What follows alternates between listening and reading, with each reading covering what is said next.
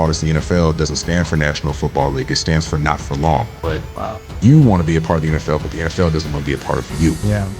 So that phone did not ring. That phone did not ring. But we made a decision to keep 2 players. And the 2 players are Chase Thomas, the linebacker, and everybody's clapping and cheering for Chase, dapping him up. And coach says, Kevin Perry. And everybody in the huddle looks around like, who the fuck is Kevin Perry? Emotionally really scarred because I thought it was over. I said, shit, it took me excuse my language, it took me so fucking long to get here. So it was such an uphill battle. It's like I attached my life so heavily to football that I felt like I was nothing unless I had a team across my chest.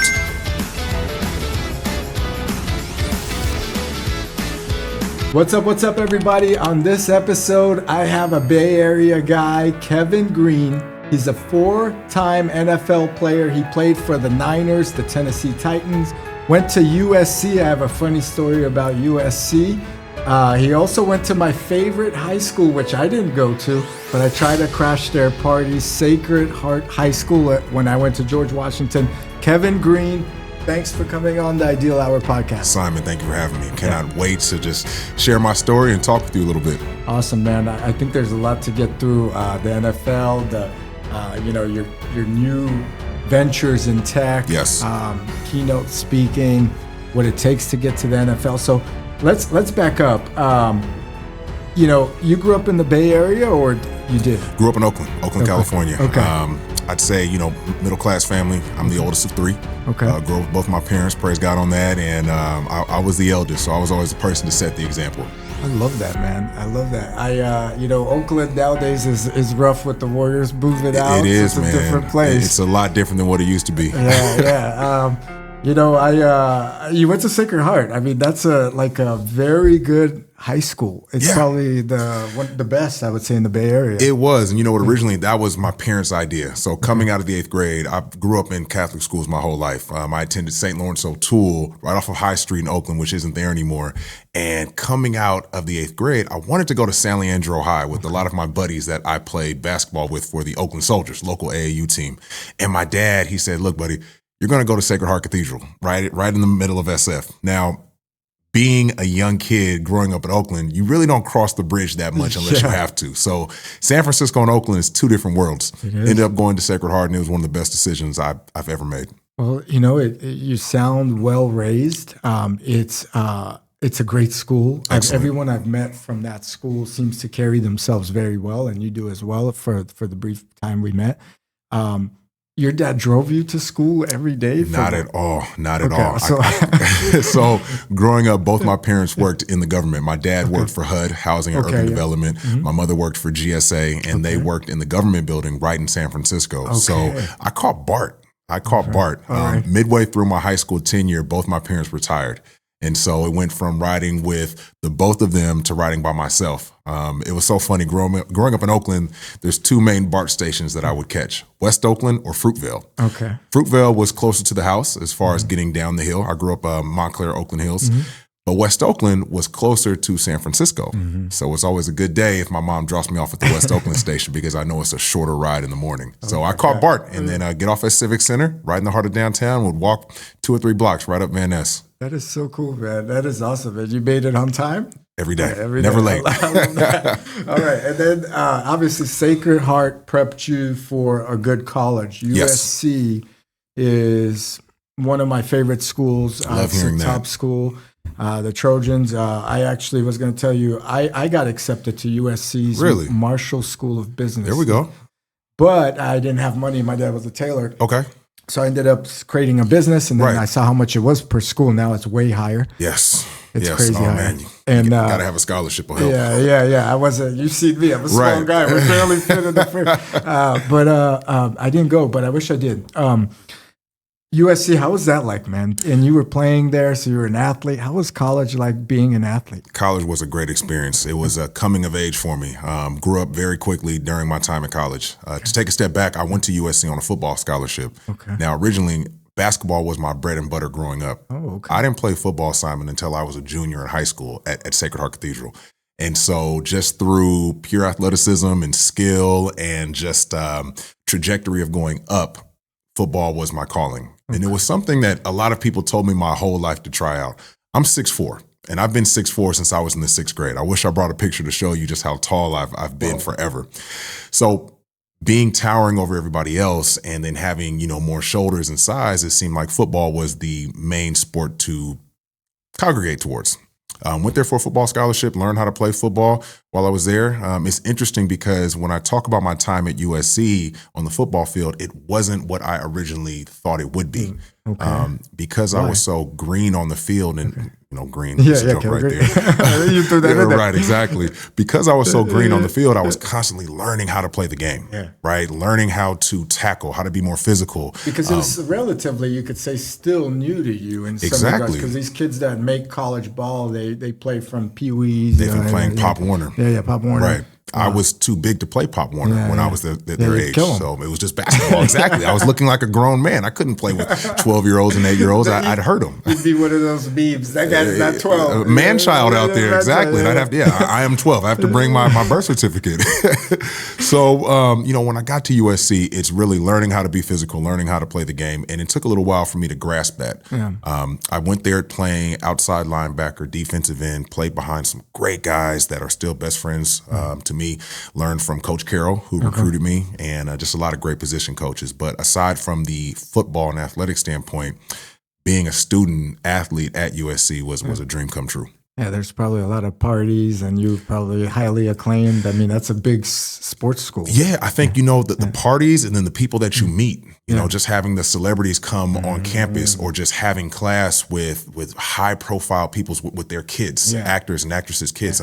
Arnold Schwarzenegger, to name one, Jamie Foxx, Ice Cube, their kids, Rob Lowe, his daughter went to USC with me, and Rick Caruso, who owns tons of real estate within Los Angeles. Me and his son are best friends. Oh, wow. And so just the connections that you make there outside of football. You know what, I'll add to that, and that's, people ask me all the time, can you be successful and not go to college, or people through the YouTube channel and so forth, and you could be successful and not go to college, but it's a lot harder because you don't make those connections that you just mentioned. Like meeting these people is like that. You're mingling in a circle that's going to be a lot better for your future. Absolutely. And that's awesome that you shared that. And I think if anyone's listening, should you go to college? Absolutely. You should. And, you should. And it'll get you in that door to meet a Mark Zuckerberg, to maybe have a Facebook or whatever. 100%, you know what I mean? You're not going to get 100%. that at Chase Bank as a teller in some regards. It's tough. It's tough. So I think if you utilize it the right way and you go into college knowing that, okay, I'm here for school, I'm here to become a young man, a young woman, but there's also the aspect for when this is done in 3-4 years, what's next? Yeah, the networking. It's huge. Especially at USC, so fight on. You played at USC. What happened to basketball? Did you decide that football's it? Or basketball was put on the back burner. My senior year at Sacred Heart Cathedral, we won the state championship, and I had to make a decision as far as what I wanted to do. Now, mind you, I'm 6'4", but in college and at the Depression level, I'm not that big, right? I'm a bigger guy from a shoulder, left to right standpoint, but north to south, I'm not the biggest. And I played power forward center while I was in high school. So I was like a Ben Wallace from the Detroit Pistons. So it's almost a change of position for you when you got there. Exactly. It's a completely different. Now the power forwards and centers nowadays are completely mobile. Exactly. 6'10", 6'11", can do all that. Yeah, they're point guards now. And in that age time frame, they were actual point guards, like a John Stockton. They were. They were. And my jump shot, Simon, I couldn't hit the side of a house with my jump shot. I really had to make a decision and really, gravitate towards football. You hit the weights, it got even stronger. Hit the weights, got stronger, really started identifying as a football player, and just really surrounded my whole being around the sport. Really embraced it. Let's talk about the NFL. I mean, it's a lot of people's dream, right? The 49ers. I grew up watching the Niners during Candlestick time. From mainly the Steve Young days and the Jeff Garcia days. A little bit of Montana, but that was I was still young. I went to the games. That was, not my father, but a friend's father would take us to the games, and that was fun. Those, I think, with the Jerry Rice days, those are like some of the prime days, and there's so much history. What did it feel like joining the Niners to you being a Bay Area kid, man? It was a dream come true, just playing for the home team. Just to show you or to tell you a little about my entrance to the 49ers, I went undrafted out of USC. Played there for 4.5 years at USC, 5 years, excuse me. Really did not see the field as much as I wanted to because I was still learning how to play. So when it was draft time, I had to be very strategic as far as how I was going to get into the NFL. I played I played outside linebacker, defensive end in college. When I got to the pros, I made the switch to tight end. And that really put me on a trajectory to have an entrance to the National Football League because I was an athlete. I can run, I can catch. I had a lot of speed on me and size. I went undrafted to the Niners after participating in their rookie day, which is a tryout for guys that are from the Bay Area or went to college in the Bay Area. They can come out, run a 40, test, show off their skills to the coaches. And if the coaches like you, they'll give you a call back. Wow. The draft comes, Simon, and I'm watching the draft. Now, I know sure as hell I'm not going in the first. It's 6 rounds in total, 7 rounds in total. Okay. First 6, I'm like, nah, let me just scratch that. But the 7th round, maybe they'll take a chance on a guy that ran a good 40. I ran a 4.4 coming out. Yeah, for a tight end. For a tight end. Yeah. I was 60 pounds, 6'4", and was jumping out the gym. So I said, okay, I don't have a lot of film at USC, but maybe they'll take a chance on me, right? Yeah. That phone did not ring come draft. That phone did not ring. I'm watching the draft. Name gets called. Draft's over. I'm like, all right, shit. It's a done deal. My agent calls me. He says, hey, Kevin, look, I know you didn't get picked up undrafted, but the Raiders called me about you. Ooh. I said, okay. Signing with the Raiders undrafted. He said, no. You're not signing undrafted. They want to invite you to their rookie camp as a defensive end. I said, okay, all right, let's go. Let's make this happen. I partake in their rookie minicamp. It's myself and their first-round draft pick, 𝐒𝐢𝐦𝐿 on one side. Yeah. So you have God's gift of defensive end for the draft class of 2014, and then you have Kevin Greene, playing football for about 6 years. So I'm on one side, he's on the other side, and Khalil's a great guy. I still talk to him to this day, but you can just see the difference between the two. Unfortunately, the Raiders did not move forward with me. And to give you context about these rookie minicamps, they invite 60, 70 guys. Oh, wow. And not all of them are rookies. Some are sophomores within the league that have played that are just trying to get picked back up. But there's 60, 30, however many guys that are all just trying to compete for separate positions. Yeah, it's not private, but it's not private. It's like a big, they kind of do a mass round, so to speak. Exactly. And mind you, all these guys are invited, to these rookie minicamps. Yeah. But you can't show up, but it's not 2 people there. Exactly. It's almost like well, it's not like a basketball tryout. It's because not. That's public. Right. Yeah. Right. It's a private. Wow. But still, man, were you nervous? I was very nervous. Okay. If I can be honest with you, I was very nervous. I did not know what to expect. I think I was just anxious to go out there and show my, just show my ass, man, and really just make something happen. What happened with the Raiders? So the Raiders ended up taking a fullback and a offensive lineman. And so, that's pretty much how the NFL works. How was that disappointment for you? Was it like brutal? It was extremely brutal. Yeah. Everybody that I played with at USC had gotten signed. They had gotten picked up. They were in the NFL. They felt safe because they were on the team. Mm-hmm. Kevin Greene was the only person to not sign, to not be a part, to not be within that NFL bubble. So I go home devastated, and my agent calls me again. He said, hey, the 49ers want to invite you to their rookie minicamp. Wow. But, Kevin, they want you to play tight end. I said, okay, all right. And you never played tight end before that period? Not really, just a couple snaps on the practice squad while I was at USC, just to kind of give the defense a good look. And the Niners had some great tight ends over They did. And I got a chance to play with one of them. Okay. Shout out Vernon. Okay. Vernon Davis. So I go to the Niners, the rookie minicamp, and I play tight end. And as soon as I get there, the gentleman who is handing me my papers and jersey number, he says, hey, the undrafted tight end that we brought in had tweaked his hamstring and he's not participating.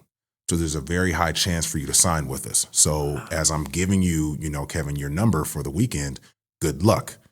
And I participate. I catch every pass. I'm running circles around, these linebackers and safeties, and I really test well and really outperformed. And the undrafted tight end, Asante Cleveland, who was a very good friend of mine, he was really helping me out throughout the whole weekend. That's nice, because usually this competition thing is it's kind of cutthroat. Very cutthroat, extremely cutthroat, Simon. And I'll never forget the day.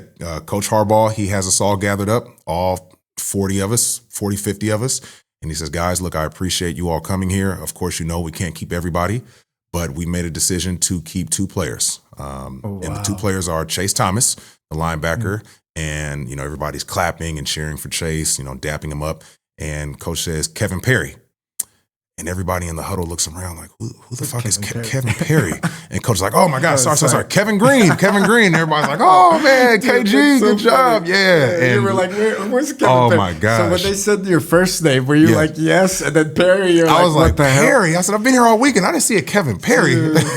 And so he said my name, man. And it's so interesting because everybody that was in the organization that day, the trainers, the staff, they already knew who Coach Harbaugh was going to make a decision on, but they can't say anything. Yeah. They're talking private. Trainers, coaches, they already knew. Yeah. And so, man, I was ecstatic. This was my birthday weekend. Wow. In 2014. So that was a really big just accomplishment for me, just to be able to sign a contract and be a part of the home team. Tell me how it's like, what's the difference for those non-professional athletes or people really curious, because it's a dream of a lot of people. Yes. What's practice like? What's training like? What's the mindset like to be in the NFL? Because it seems like, and to your point, there's a trajectory, right? You went from being the biggest maybe in Sacred Heart or one of the bigger kids. Absolutely. You get to college, you're no longer the bigger kid, so you're shifting. Right. Now you get to the NFL, you're probably not the strongest, biggest guy at all. You know, right? Exactly. So what's happening? I was fortunate enough to go to USC because football practices at USC correlate 1-to-1 with the NFL. Really? The way it's structured, the way it's ran, the competition levels. So I was very fortunate to go to SC and just experience that spot on. And when I got to the NFL, there was no lag for me. I was over prepared on how to participate within practice. But I will say that there is a difference. When you're at USC, you're going hard, right? You are smashing helmets. You are trying to compete your ass off. That is what USC is built on. And when you get to the NFL, you realize that there's a little bit of a difference. You know, guys still go hard, but they turn it down a little bit because it's such a long season. Yeah. And now you go from a broke college student with aspirations to make it to the NFL to a well-paid professional athlete. Yeah. And it's like, hey, buddy, we made it. You do not have to be a practice All-American. Exactly. You don't have to go as hard every single time. Yeah. But the thing is, it's like, hey, Vernon, you know, you're paid. You're making $15 million a year. Yeah. I may get cut tomorrow for having my shoes untied. That's right. So I have to go hard. Exactly. I have to go 100% full speed against these other guys. Yeah. You know, it's kind of funny with professional athletes nowadays. They get that big contract and they do turn it down. I mean, Paul George, for example. Yeah, tell me about it, man. You know what I mean? It's tough watching him. Paul. Yeah. You'll never listen. Right. But anyway, you know, it's interesting. It's like, dude started a podcast. I was like, all right, this is funny. But yeah, there's no reason to kill each other. I think you get older, you have a family. You're like, now I'm not trying to get injured. Right. And I feel that way even in, I'm older now too, but even in like, I've been training jujitsu and I'll go with these young guys. Okay. And I'm like, bro, I'm 41. I'm not trying to win this medal. Just, I want to walk to the car later. Leave me alone. That's very cool. So you know what's great, you said, is USC's and like schools have such a strong curriculum that really translates to the NFL. It does. Which was more fun to play for you? You don't have to, you know, kill the NFL or the USC, but like, what was a more exciting time in your life? Was it the NFL or was it the stage of college? Man, that's a tough one because playing at USC, playing at the Coliseum in Los Angeles, it's second to none. Really? You know, running out and seeing everybody, you know, just the history of players that walk through the tunnel, the history of players that have been on that field. You look at that and it's like, my God, this is, I'm a part of this history. Yeah. Now, the difference is you're walking through these tunnels and you're playing on this field. Now, mind you, I was in college from 2009 to 2013. So I'm playing at USC completely broke. It's a little bit different for these guys nowadays, right? Yeah. So once I left USC and got to the NFL, I had a little bit more fun just because I'm getting paid to play. I'm getting paid to practice. I can live a little bit. I went home and, I mean, shit, Simon, the first time I filled my gas tank up all the way post-college was like, I couldn't believe what I was doing. Wow. You know, in college, it's just, hey, I got $10, let me put in there, $20, let me see how far $20 of gas can get me. That's crazy, man. Filled my gas tank to the completely full. Yeah, and we're happy. Happy. Just didn't even think twice. And it's small wins like that you don't even realize. You know, I don't know when the last time I filled my gas tank full in California and was smiling. It's a little expensive. Exactly. You know, I mean, I couldn't believe it. I go up to the thing and I fill it all the way up until the gas tank the machine thing clicks. I'm like, shit, I just filled my tank up. And I wasn't even checking my account to see how much I spent. Or I'm like, I'm good. So, and that was my, I mean, you know, it may be extremely watered down, but that was my NFL, I have a little bit of money moment. Joy moment. Joy moment. You could take a date out that night and not worry about a croissant or a coffee or whatever. Right. Go ahead and make that a large. Get the dessert. It's okay. Yes. All right. So has the USC now changed that perspective? Because that's a lot of stress on the player to not be able to afford certain things. I know they give you the scholarship and I'm sure they give you some money on the side, but has it kind of gotten better for players, or it's completely changed for players? Now you have the NIL deals to where players can get paid for their likeness. Really? To where you can see college athletes in commercials, on billboards, on clothing lines and things like that. That was something that we were fighting for as collegiate athletes during my time, but the NCAA had their own ideas. They saw completely against it because we have a scholarship, because we're getting, $1,500 a month. And our biggest thing was, when we're running out on this field, we're generating millions upon millions each and every Saturday for USC. And we don't get to see a dime of it. Yeah. USC is right in the middle of South Central LA.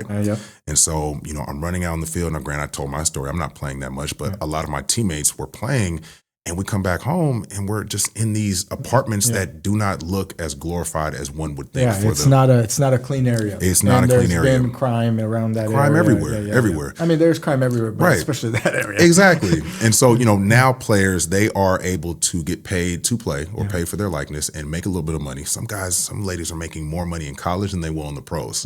And that's why they're staying more years instead of trying to get out. But it's completely different now. Now, the competition aspect, as far as how hard guys and how hard ladies are going during practice, it's USC. That's never going to change. But I would imagine that it is a little bit different when, as a coach, you are yelling and screaming at a player that is hopping into a better car than you. That could be a little bit different. That changes the dynamic a little bit. So it's interesting times. I'm glad they're getting these contracts, and now it makes sense why all of these athletes are building personal brands. Absolutely. Because it just invites even more contracts, and it leads to a post athletic career. Which is an average NFL player, I think, is not 3.5 years. 3.5. So you would say you're an average player. And what do you do after, right? There's so many stories of athletes from Antoine Walker blowing, 80 plus mil. I'm sure there's a lot of, football players as well. How did USC's upbringing, or even your parents' upbringing, or your whole journey, how did it lead to today? Like, I know you're doing some keynote speaking. Absolutely. You were able to take that momentum, the people you met. You mentioned some big names as well. How did that correlate to what you're doing today and give you another opportunity at making money? Growing up with both my parents, they were both college educated. My dad went to Cal, mother went to San Francisco State. So grades first was always something that was embedded in myself and my siblings' head from day one. While I was at USC, my special teams coach, John Baxter, he would have these classes with us that would prep us for life after football. He taught us the NFL doesn't stand for National Football League. It stands for not for long. Oh, wow. And the NFL is only an experience. There's only so many guys that play in the NFL that can make it a career. Tom Brady, Drew Brees, right? Those guys can make it a career. Yeah. Everybody else, this is a very small point in time in your life. So you have to be prepared for when it ends, and you have to be prepared for what you want to do next.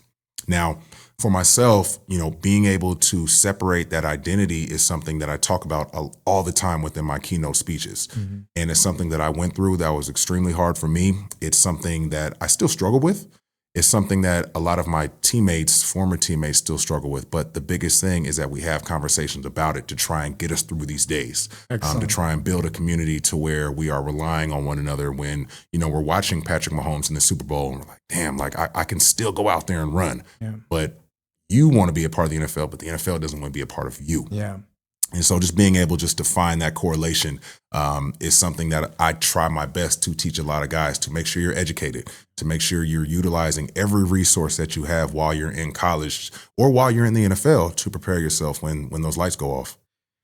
That's tough, man. That gave me chills. And the truth is, I think a lot of kids are just so excited and have so much attention to them that they really don't think about what's going to happen in 5 or 10 years. They don't. Or what's going to happen when you have a family and you got to buy a house. Exactly. Or, and have enough bedrooms or pay for their private school like a Sacred Heart or whatever.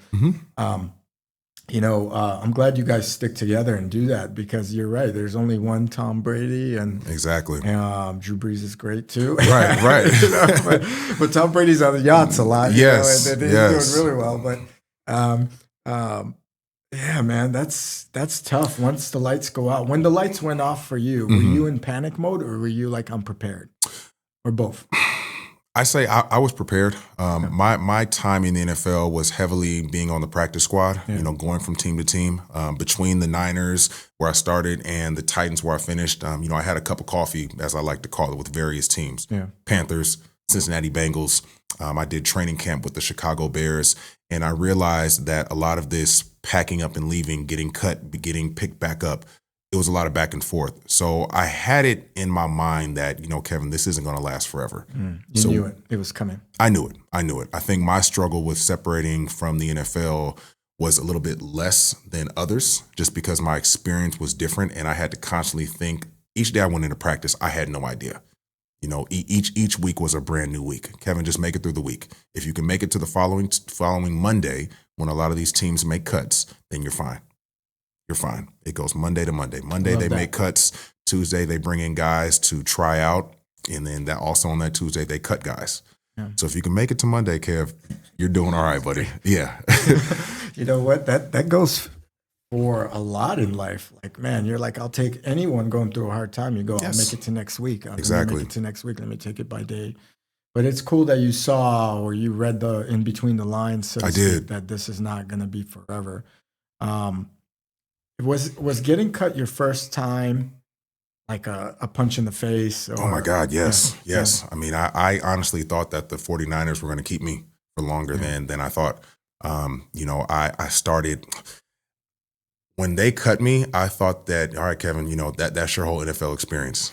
Like, hey man, you made it, God allowed you to make it, and it's over. Just like that. Damn. And so, how long were you there? Sorry to. Man, I was there for a little under a year. A little under. Oh, so.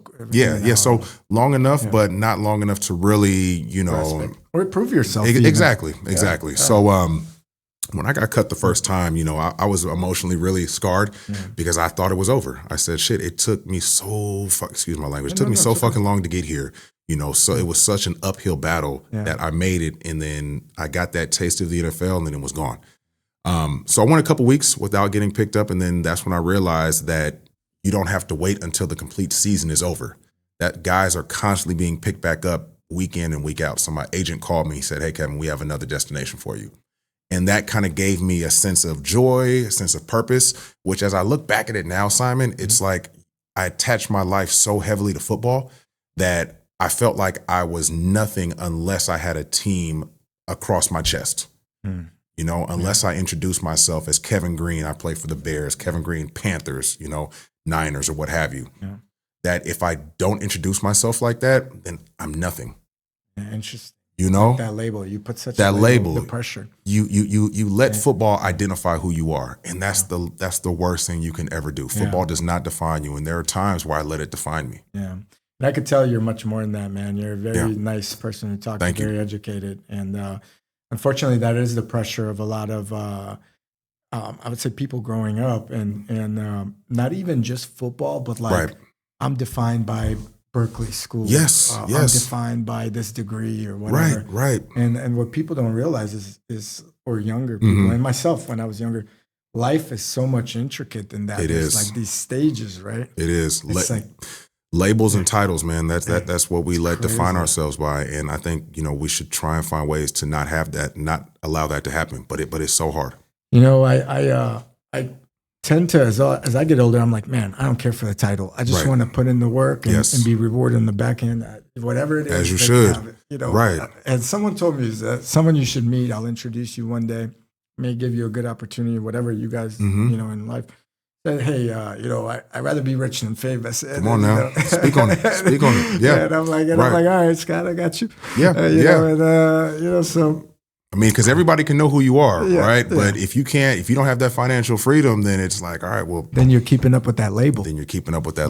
Trying to be famous. And you're holding on to that. Yeah. And once you realize how quickly that can be taken away, then you have that sense of worthlessness. Man. And that Simon, that's not just for for NFL players. Yeah. That's for any sport.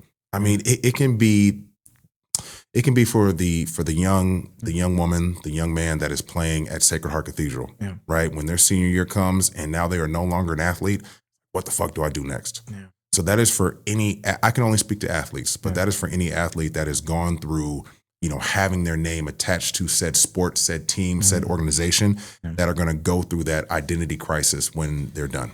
Recently, Luka got traded. I'm sure you follow the NBA. Of course. You see you play. Of course. That was a tough trade for him mentally, I think, because he got blindsided. And he was that label with the Mavs. He was. What do you think about that trade? That's just the NBA. Yeah. That's just the NFL. I mean, we're talking about Luka, but the same thing happened to DeMar DeRozan when he was with the Toronto Raptors. He got blindsided. And next thing you know, he's on his way to San Antonio, and Kawhi Leonard's on his way to Toronto. So, crazy. These teams, these organizations, these companies, they don't owe you anything. They don't care. They like you, but they don't love you. It probably actually for them makes sense to make these trades. I mean, Luka going to the Lakers is probably such $1 billion upbringing.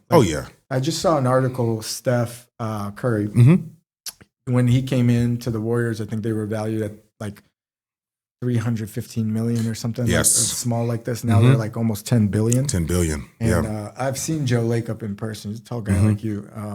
I'm sure he's happy. Very happy, very happy. And that's a testament, man, to Steph and Clay, Dre, and all those guys, and just the work that they put in, and just the consistency that they have. Have you seen or heard Draymond's podcast? Have you I love it. Really? I'm all for athletes starting podcasts and being able to tell stories through their lenses. I love it. You mentioned you want to start, or you do. I do. I want to start. I want to start talking the same stories I'm sharing here. Yeah. I want to start talking about it and just giving my perspective, how I deal with it, how I dealt with it back then, how I would do it differently, and just really talk about my stories that I'm experiencing now, right? Yeah. From friendships to friendships falling through the cracks, I'll be 35 in May. Yeah. So just being still young, man. I appreciate that, brother. Yeah. Thank you, man. But just, what I'm experiencing at this point in my life, I'm all for it. So I'm taking those steps to get it going.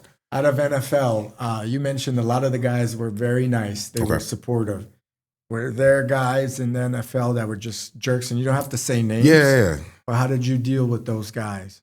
You just understand that everybody has a personality. Okay. I mean, there's going to be, levels.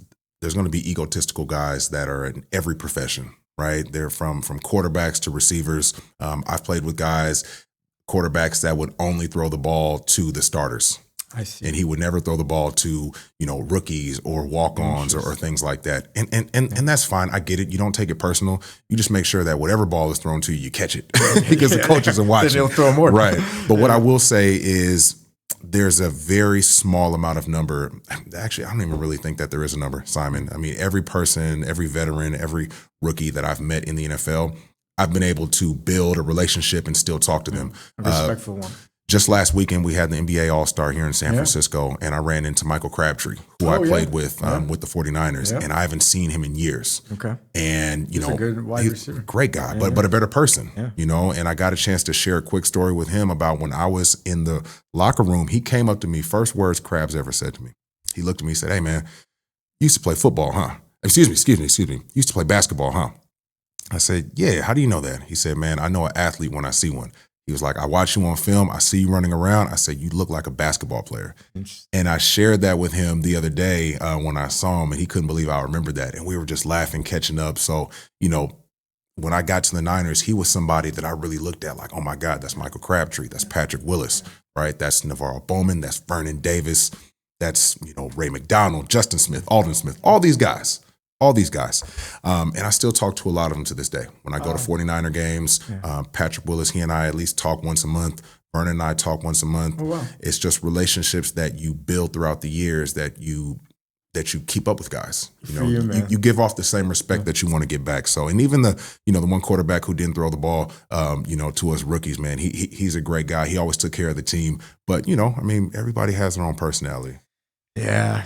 And then you're right. It doesn't go beyond the NFL. It's like a job or whatever. It's a job. And actually, it is a job. That's a good way to define it. It is. Not like everybody you work with, but you get paid and you're getting paid. You're getting paid, and you're on a team, and you're all striving for the same success. It's just guys have a different way of going for that success than you do. Who was I'm sure you've been hit. Catching the ball and so forth, and there's Patrick Willis. Right. Who was someone that hit you where you're like, oh my God? Oh boy. My rookie year, I ran into longtime NFL veteran Justin Smith. Justin Smith has played D tackle. He started with the Bengals early in his career, and he made his full career playing for the Niners.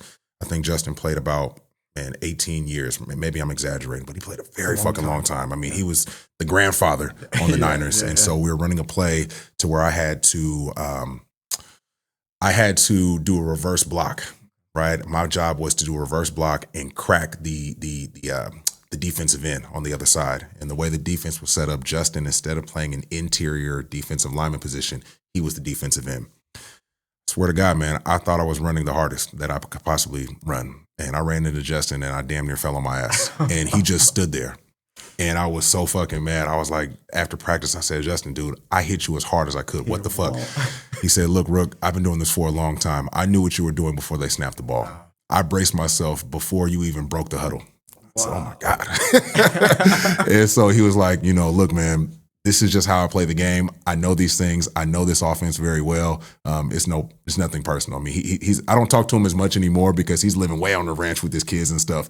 But he was a great guy to me. He was a great guy to me. So, but yeah, he laid me on my ass. Is he out of state or where? Missouri? Okay. Missouri, which is where he's from. And you mentioned we're actually neighbors. We're not going to say where we live, but Bay Area, we'll say. Bay Area, yeah.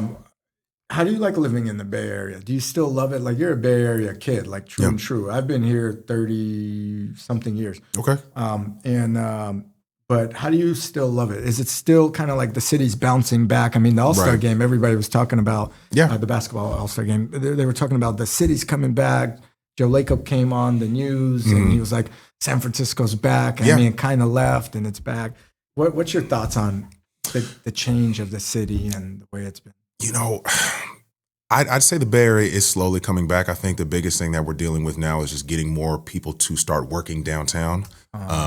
Especially within cities like San Francisco, there's a lot of empty buildings down there. But I think that it's slowly getting back there.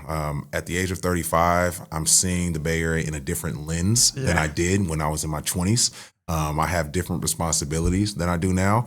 I'm not looking at it from the same standpoint of like, hey, let's go to this club or let's go to this bar or whatnot. It's like going to Target, going to Costco, I'm going to Home Depot to make these runs. It's like everything else that people are complaining about, I'm kind of blind to it because my day to day is like, get up, go to work, make this errand, run this errand, cook this, cook that. And it's like, before I know it, it's like, shit, man. I mean, it was just January 1, 2025. And here we are, about to go into March tomorrow. Man. Exactly. So it is flying. But as far as the Bay Area, man, I love it. I'll always love it. I'm not opposed to leaving. If you could live somewhere else, where would that be? Like, you've traveled with sports. Oh, boy. Yeah. If I could live somewhere else, I really enjoyed Nashville, Tennessee when I was playing there. But after I was done with the NFL, I lived in Seattle for about 2 years. Okay. And it's like a San Francisco. It is. And I think I left a part of me in Seattle. Really? Yeah. I was there during COVID. During COVID. We could call it the COVID. Exactly. During COVID. Freaking time. It was. I did not like the Bay Area during COVID. It's terrible. I think it was mismanaged, and I don't care. It was. I think it was and we're still worst. reaping those effects. Well, you mentioned downtown. I mean, every other place is boarded up, and they killed all the mom and pop sandwich shops and this and that. That's sad. For me, it was really interesting to see, because to see all this like pressure Right. of obliging by these COVID rules, but then go to like Florida or Miami and people are just living it up. I'm like, what the hell's going on? Complete difference. I mean, Seattle, we were under quarantine as well. Yeah. But to get back to your question, I think just being up there in Seattle, I really enjoyed it. It's a beautiful place. I've been up there. You know, there's I think a troll I visited up there. It's a famous, underneath the bridge. Underneath the bridge, and coffee and beer places, and it's beautiful. See, I was out on the water, man. Yeah, I was out on the water every day on during the island, summer. or you were going? No, just I had friends that had boats. I had friends that had yachts. You know, so I was during the summer. Big time. But you know what? Networking. It's that networking that we talked about at USC. You know, you learn how to network. Miami's the same way, right? Oh like man, that is next level. They're like, but dude, like the weekend here is right. Like we plan, and now you're talking about Costco and Target. But, but the weekend here is, where do I take my kids to the park? This or this. Their weekend is like, let's take the boat out, pull the jet skis out. We'll do this. You know, it's a let's drop the top. Yes, a different life. But you know, that's why you go out there and you visit. You see what it's like, and it's like, all right, you know what, that is for me or that isn't for me. Let me ask you. Yes. You know, you're not married, I assume? No, not married. No kids? No, I have a girlfriend. We've been together for about 4.5 years. A long time. Thank you, man. Your Thank you. Parents sent me here to ask you when you're popping the question. I'm just kidding. One day at a time is what I tell folks. Take it to Monday. Yeah, exactly. So, you know, she's been a special part of my life, and she has a daughter that I've been a stand-in dad for the past 4 years. Yeah, exactly, man. So not a biological, but I have a daughter, if you were to ask me. How old's her daughter? She was 6 when I first came around. She's 10 now. Wow. Yeah, she plays soccer. She plays sports. I'm her basketball coach at school. Okay. Man, she loves me. She adores me. I'm dad to her. She calls me Papa. Yeah. So of course, you're that's up and you're taking yeah. So that's my responsibility, man. That's my little inherited responsibility, as I like to joke around. Yeah. Good for you. And 4 years dating. Where'd you guys meet? We went to high school together. At Sacred Heart? At Sacred Heart Cathedral, but we never dated during our high school tenure. We reconnected during COVID. Okay. I was living in Seattle, and I made a trip to come back down to the Bay, and we reconnected. I haven't seen her in 10 years, and so we just grabbed some food, and Who hit up who? You know, you let her tell it. You know, I was the one that was in the DMs all the time. But I have screenshots. I have receipts. It was her, you know, liking my stories and stuff. Exactly, brother. Thank you. But yeah, we hung out once and just kind of kept it going. And I think that, you know, that's kind of the blessing that what COVID was for some people. Yeah. Because there was nothing to do. We were able to just like do other shit, right? Yeah. Go hiking. Let's go sit in the parks. Yeah. Man. So it's something beautiful. And, you know, like I said, we're taking it day by day. And I hope it goes well. And appreciate that. Let's talk a little bit about keynote speaking. Yes, I mean, you're obviously educated. You speak well, and some people have a fright in that. What led you to that, and what's the message that you push out there when you do your keynotes? So I've been speaking in front of crowds since high school. Okay. Various presentations, speaking in front of the entire school on occasion. It's comfortable to me. Okay. I feel that when I am public speaking, I try my best to talk to one person while I'm out there. While I'm out there on the stage. And if I can talk to one person, then the whole room is hearing me. I like to look in the back of the room so that I can, you know, engage with one person. But it's my main topic is, you know, really surrounded around going through adversity. I try to tie stories that I've gone through in the past and bring it back to light. So I speak to various clubs, various organizations, companies, schools, you name it, just about transitioning into various careers, separating yourself from the identity of what you used to do, being able to have that self-development, that self-awareness to develop yourself, and really just taking things one day at a time. So, you know, I really enjoy doing it. I'm on my way to Chicago in May to speak at Loyola University, DePaul University. DePaul University. So I'll be out there in Chicago in May telling my story and, you know, giving situations to where it can tie into the person listening and they can relate to it. How do you get these gigs? Do you have an agent? Do you is it like Vernon Davis says, "Hey, come on here, I'm going to drink some beers and do a right?" You know, it's so interesting that you say that because I was talking to Vern a couple weeks ago about that, and he said, "You know, Kev, you really don't need an agent." He said, "You played in the NFL, that's enough." Yeah. And I thought about that and I said, dude, you're absolutely right. So I do a lot of outreach myself via LinkedIn, Instagram. Some people find me via LinkedIn, Instagram, and they'll see my content. They'll see me speaking and, they'll say, hey, look, I'd like you to come talk to a group. And from there, we handle everything logistically. And then next thing you know, I'm out there on stage. And you got the work ethic. So I have the work ethic. Yeah, exactly. Which is, I think, the biggest part of it all. Right. I think that's why you made it to the NFL. Thank you. It seems like that's a huge one. When you speak to the younger, let's say younger audience, younger audience, maybe even Sacred Heart kids now today or any high school, what's your advice? Like, what do you tell them, especially someone looking as an athlete towards a future in athletics? My biggest message to them is realize the short amount of time that you have. Okay. Realize how quickly 4 years is going to go by while you're in high school. I always tell athletes, you may think that you are a freshman on the varsity team for a full year.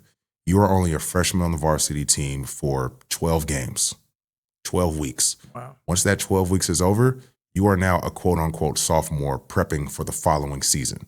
So realize how quickly this shit goes by. So take advantage. Take advantage of your time, making friends outside of sports. Take advantage of building a connection with teachers that you don't have day in and day out. Right? Realize that there may be a point in time where you're going to need them. And it may not come in a situation when I was growing up, there was the adage of you never know who your next boss is going to be. I like to tell people, look, you never know who your next employee is going to be, right? Or who your next partner is going to be. So look at it from that standpoint. How do you want to be remembered? When people think about Kevin Greene at USC, what stories do they have? People talk about Kevin Greene at Sacred Heart Cathedral, what's the first thing that comes to their mind? And I tell the younger generation, that's how you want to go about it. Enjoy your life, enjoy your time here, but realize it's going to go by extremely quick. And when it's over, you're going to look back, you're going to go through Facebook, Instagram, TikTok, and see pictures and videos of people. And you're like, damn, I really remember that time. I wish I could do that all over again. It's so awesome. Yeah, and it seems that's what's leading you to your next chapter. Now, you mentioned you're in tech. Yes. What do you do in tech? Account management, account executive work. I've been working in tech since I retired, going through a little bit of a rough patch right now with the recent layoffs. So I have been applying, interviewing, and just speaking with various companies. I have a couple on the hook right now that I'm fingers crossed for, but I've been doing that for the past couple years and I really enjoy it. I really like the relationship building, the account management aspect of it. I really enjoy, chasing my KPIs, numbers and quotas and all that. But I think just having a conversation with the customer and them speaking to somebody that used to play football that is now speaking to them in a completely different manner outside of football, they love that, whether it be collegiate or professional. They love the fact that I open up a conversation about, football and I can talk to it. Yeah. And then we get down to business and it's like, you know what? I had a great opportunity speaking with Kevin. And yes, I'd like to buy more. I like that. Remind me to connect you with someone when we're done. Perfect. As far as like life, where do you see yourself? Like, what would make you, like, if you close your eyes, where do you see yourself in the next several years, man? Because there's a lot going on in the Bay. And closing my eyes, I'm thinking about this. As far as life, continuing to have health. So I didn't talk about this earlier, but my dad had multiple sclerosis growing up. Okay. Yes, which is a big part of my identity and my responsibility and why I grew up so fast. He's no longer with us. He passed away my sophomore year of college. Oh, may you rest in peace. Thank you, brother. But he had MS. Okay. And so because of that, I am so fucking heavy on like my health and just making sure, if it happens, it happens, but it's not going to happen due to my choices.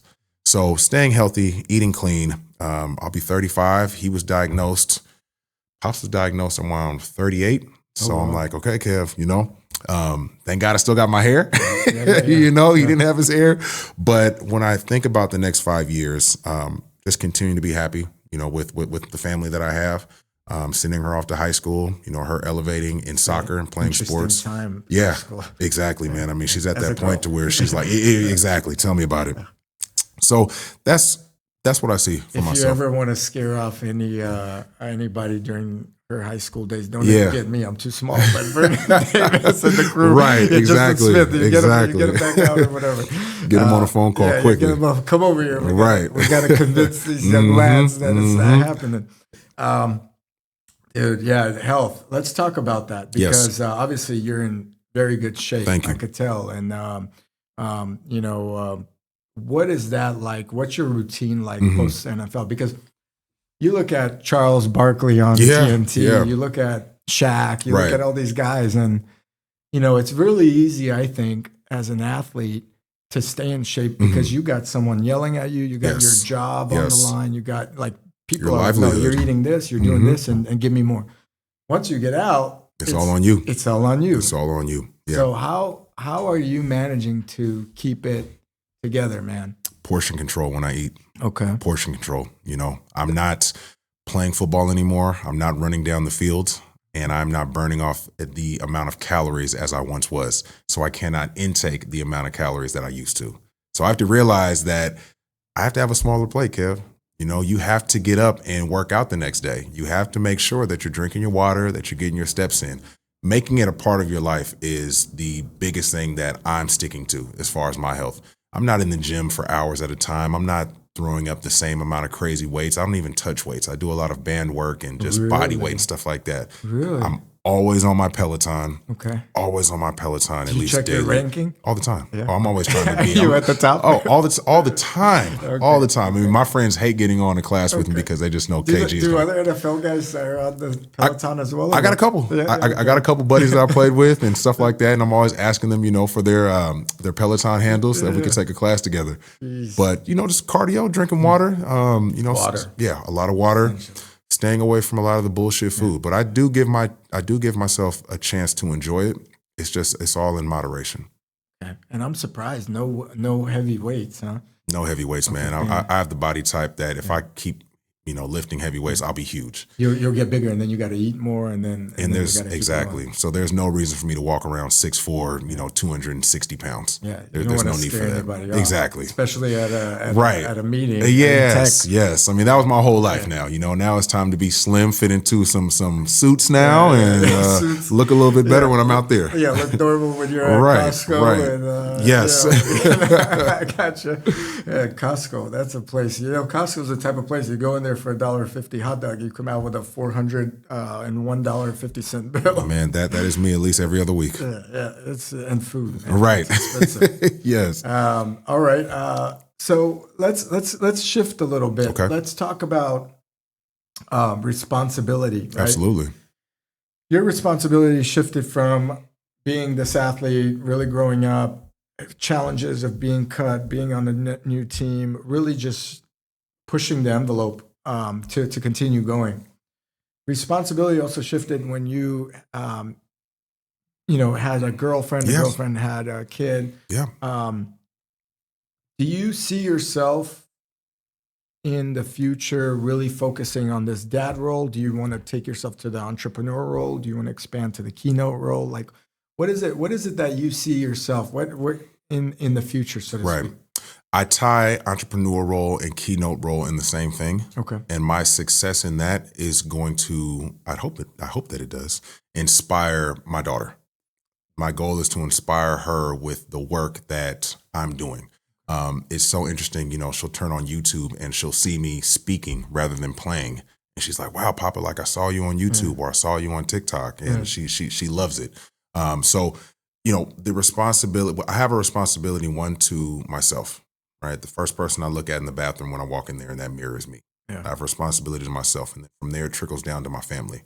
And so I have to make sure that day in and day out, I'm making the right decision, keeping all of these people in mind with every action, every word I take, how I dress, how I carry myself.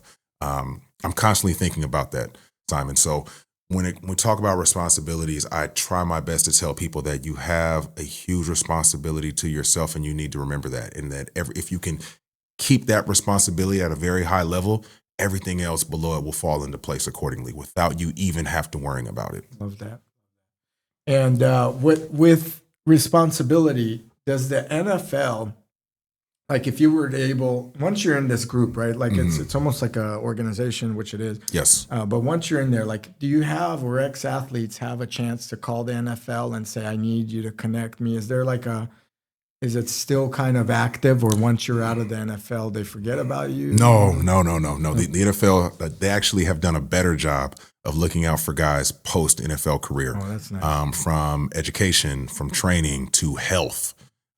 Getting CT scans to make sure that everything is working properly. Is that a real thing? It is a real thing. It is a real thing. Yeah. Okay. Yeah. And rest in peace, man. I've lost a couple college teammates and professional teammates. Just from self-inflicted harm. Due to them not being able to separate themselves from the life that they used to live and having that identity crisis. Extremely high. Yeah, and they had that label, and then all of a sudden the lights are off, and you're in a right. room, and you got bills, and you got the pressure there. You're not making the same amount of money, or you're not having the same amount of fame, and you don't know how to handle that. Yeah. So having that mental health is something that the NFL is strongly advocating for players. There's extreme resources. You have the immediate resource, which is guys, friends that you've made while playing. But each and every city, there is a NFLPA, National Football Players Association, chapter. There's a Northern California chapter, there's a Southern California chapter, and vice versa throughout the whole state. And each chapter is guys that are from here or that have played and retired here or said city that get together once a month. So for us, I'm a part of the Northern California chapter, and we go to games, we go to golfing events. Awesome. During the season, we'll go watch games at a bar, something like that. And it's just interesting to see guys that are in different professions. Some are young. I'm one of the younger members.